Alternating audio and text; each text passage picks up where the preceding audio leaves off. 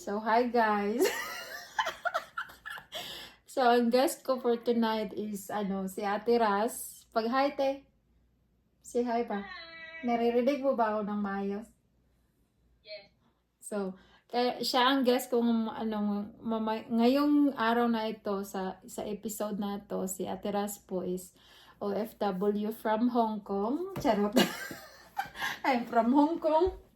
Pero alam mo, namimiss ko ang Hong Kong, grabe. Namimiss ko siya, ang pagkain ng tao, dyan sa simbahan, yung sabi ko sa inyong 10 buwan. Alam mo bang, hindi ko sinabi nung paalis na ako kasi nalaman ko, diba, December, sabi ko, pipigilan na ako ng mga to simula January hanggang February. So, ayaw kong magsabi kasi ako din naiiyak na. Pero actually, December pa, ini-enjoy ko na yung moment na yung December, January, February. Oy, ni-enjoy ko na ng todo. Kasi hindi ako naiyak ako. Hindi ako, alam kong hindi ako makapagpaalam ng maayos. Saka, 2 buwan. 2 buwan siguro ako magsigigiyak.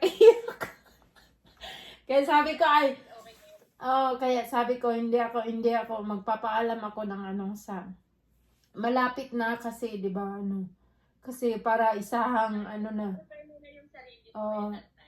Parang inunti-unti ko si, di ba, parang naiyak pa rin.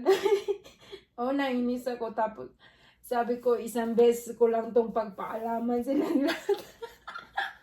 Pero inunahan ko na si Pastor, di ba, nagdalawang Sunday ako. Kasi nagdalawang Sunday ako kasi, anong tawag dito? May bisita ata yun siya mo. So, yun.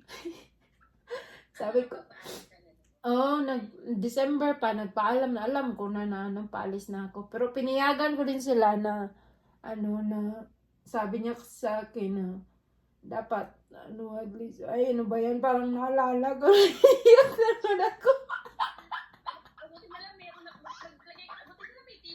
Ay, buti naman nagtatago, pwede ako nakatalikod, hindi ikaw Alam mo ba ang lakas ng boses ko? Alas 10:30 na pala. Pero alas 11 ako natutulog. So, ayun, balik tayo sa'yo kasi tapos na ako. Ayaw ko nang balikan kasi naiiyak ko. Babalik ako in the future sa Hong Kong pero magagala na lang. Bibisitahin ko na lang kayo. Tapos ang una kong tanong, puputulin ko, hayaan mo na yun. So, ang una kong tanong sa iyo is, kumusta si Ate Ras sa as a mom, siblings, and, a wife. Kumusta si Ate Ras? Si Ate Ras ay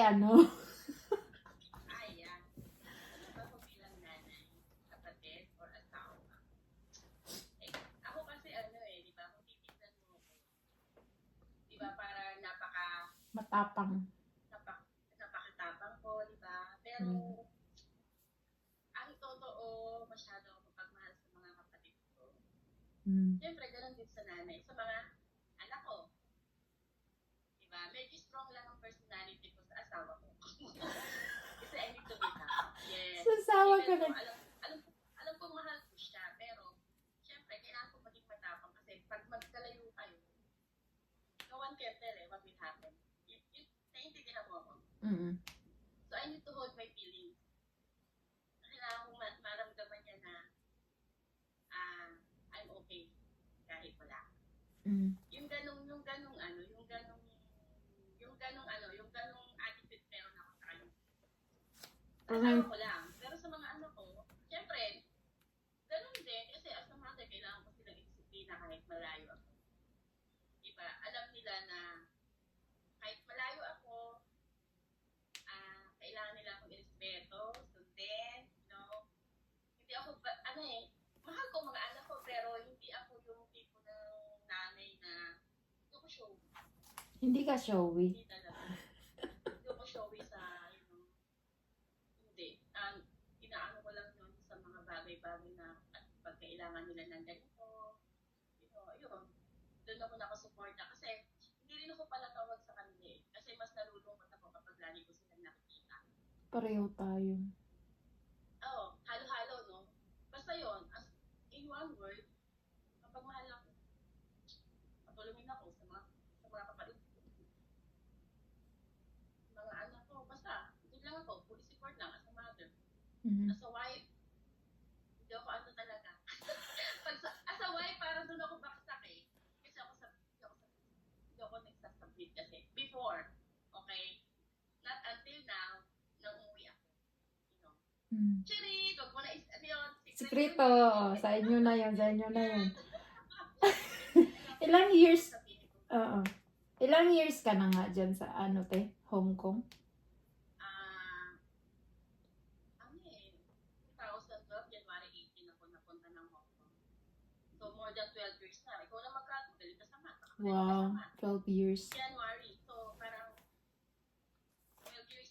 Planning ko, 13 years na. January. Kung susundin ko yung ano, di ba? Medyo matagal na. Parang 12 years and January, February, March, April, May, June, July, August.